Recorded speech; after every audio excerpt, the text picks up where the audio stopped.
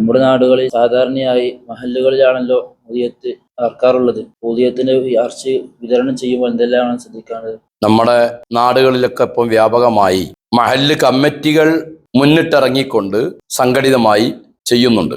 ചില സ്ഥലങ്ങളിൽ കേരള മുസ്ലിം ജമാഅത്തിന്റെ പേരിലും സംഘടിതമായി നടത്തുന്നുണ്ട്. ചില നാടുകളിൽ SYSന്റെ കീഴിൽ ഇങ്ങനെ പല സംഘടനകളുടെയും നേതൃത്വത്തിലും ഈ കർമ്മം ഇപ്പോൾ വ്യാപകമായി നടക്കുന്നുണ്ട്. എന്നാൽ അങ്ങനെ സംഘടിതമായി നടത്തുമ്പോൾ ശ്രദ്ധിക്കേണ്ടത് എന്താണെന്ന് ചോദിച്ചാൽ, ഒരു നാട്ടില് 70 ആളുകൾ ഷെയർ കൂടിയിട്ടുണ്ട്. 70 ആളുകൾ ഒരു മൃഗത്തിന് 1/7 എന്ന തോതിൽ പങ്കാളികളാണ്. എന്നാൽ 70 ആളുകളിൽ നിന്നും ഒരു നിശ്ചിത തുക വാങ്ങി എന്നിട്ട് 10 മൃഗം എടുത്തു. ആ 10 മൃഗത്തെയും കമ്മിറ്റിന്റെ അടുത്ത് ഇവർ പൈസ കൊടുത്തു. കമ്മിറ്റി പോയിട്ട് എന്ത് ചെയ്തു? ചന്തയിൽ പോയി മൃഗം വാങ്ങി. അങ്ങനെ 10 മൃഗം കൊണ്ടുവന്ന് ഈ 10 മൃഗത്തെയും പണിക്കാരൊക്കെ ഏൽപ്പിച്ച് കമ്മിറ്റിക്കാരുടെ നേതൃത്വത്തിൽ അറവ് നടത്തിയാൽ അത് ഉളഹിയ്യത്താവുകയില്ല. ഉളഹിയ്യത്താകണമെന്നുണ്ടെങ്കിൽ ഇത് സംഘടിതമായി കൂട്ടമായി ചെയ്യുന്ന കർമ്മം അല്ല, വ്യക്തിഗത അമലാണ് ഉളഹിയ്യത്ത്. പക്ഷെ അവിടെ ശറഅ് ചെറിയൊരു സൗകര്യം നൽകിയതാണ്. ഒരു മൃഗത്തിൽ 7 ആൾക്ക് പങ്കാളിയാകാം.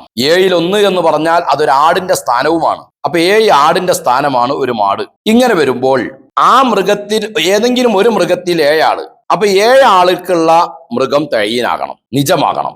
ഈ 70 ആളുകൾക്കുള്ള 10 മൃഗം 7, 7, 7, 7 എന്ന തോതിൽ ഓരോ ആളുകൾക്കും വേറെ വേറെ 7 വീതമുള്ള ഗ്രൂപ്പുകൾക്ക് മൃഗം തയ്യനാകണം. ഉദാഹരണം പറഞ്ഞാൽ ഈ 7 മൃഗത്തിനും എന്ത് വേണം? ഓരോ നമ്പർ ഇടണം. അപ്പൊ 1-ാം നമ്പർ, ആ 1-ാം നമ്പറിൽ 7 ആളുകൾ, ആ 7 ആളുകൾ ആരെല്ലാം? ഇങ്ങനെ 7, 7, 7 ആയിട്ട് ഓരോരുത്തർക്കും മൃഗം നിർണയിക്കുകയും നിശ്ചയപ്പെടുത്തുകയും ചെയ്യണം. 1. ആ മൃഗം അറക്കുമ്പോൾ അതിന്റെ 7 ആളുകളാണ് അതിന് നിയ്യത്ത് വെക്കേണ്ടതല്ലോ. അങ്ങനെ അറവ് നടത്തി കഴിഞ്ഞാൽ അവിടെ ആ മൃഗം സുന്നത്താക്കപ്പെട്ട മൃഗമാകുമ്പോൾ ഈ 7 ആളുകളുടെയും വിഹിതത്തിൽ നിന്ന് ഫഖീറായ ഒരാൾക്കെങ്കിലും ഒരല്പമെങ്കിലും മാംസം അതിൽ നിന്ന് നൽകൽ നിർബന്ധമാണ്.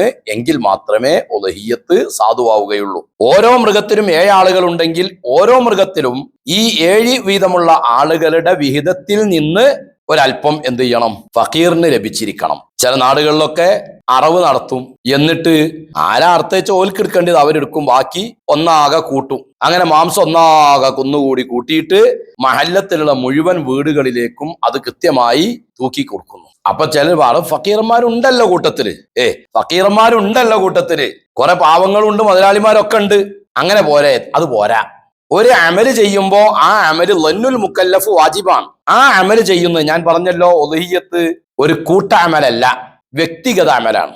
7-1 പോലും വ്യക്തിയുടേതാണ്. ആ മൃഗത്തിന്റെ 7-1 എന്ന് പറയുന്നത് വ്യക്തിയുടേതാണ്. ആ വ്യക്തിഗത അമലായതുകൊണ്ട് ഓരോ 7-1 നിന്നും ഒരു ഫഖീറിന് ലഭിച്ചു എന്ന് ആ ഷെയറുകാരന് ഉറപ്പുവരുത്തണം. അല്ലെങ്കിൽ അവന്റെ ഉളഹിയ്യത്ത് സ്വഹിയാവുകയില്ല. അവന്റെ വിഹിതത്തിൽ നിന്ന് ഫഖീറിന് ലഭിച്ചിട്ടുണ്ട് എന്ന് അവന് ഉറപ്പ് വരണം.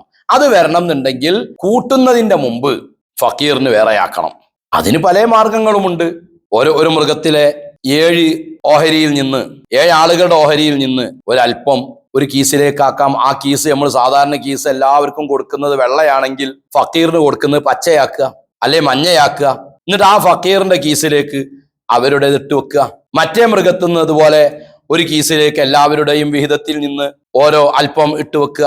എന്നിട്ട് അവസാനം തൂക്കി കണക്കാക്കിയിട്ട് ലിസ്റ്റ് വായിച്ചു കൊടുക്കുന്ന സമയത്ത് ഫക്കീറിന് ഈ മഞ്ഞ കളറോ അല്ലെങ്കിൽ പച്ച കളറോ മാറ്റി വെച്ചത് ഫക്കീറിന് കൊടുക്കണം, മറ്റത് ജനറലായും കൊടുക്കണം. അപ്പൊ ജനറൽ ഒരു കീസും ഫക്കീറിന്റെ ഒരു ഹാസായ ഒരു പ്രത്യേകമായ കീസും ആക്കിയാൽ ആ കീസിന്റെ ലിസ്റ്റ് ഫക്കീറിന്റെ പേര് വായിക്കുമ്പോൾ, മഹല്ലത്തിൽ ആളുകളെ ലിസ്റ്റ് തയ്യാറാക്കുമ്പോൾ അതിൽ ഫക്കീറിന് പ്രത്യേകം എന്ത് ചെയ്യണം?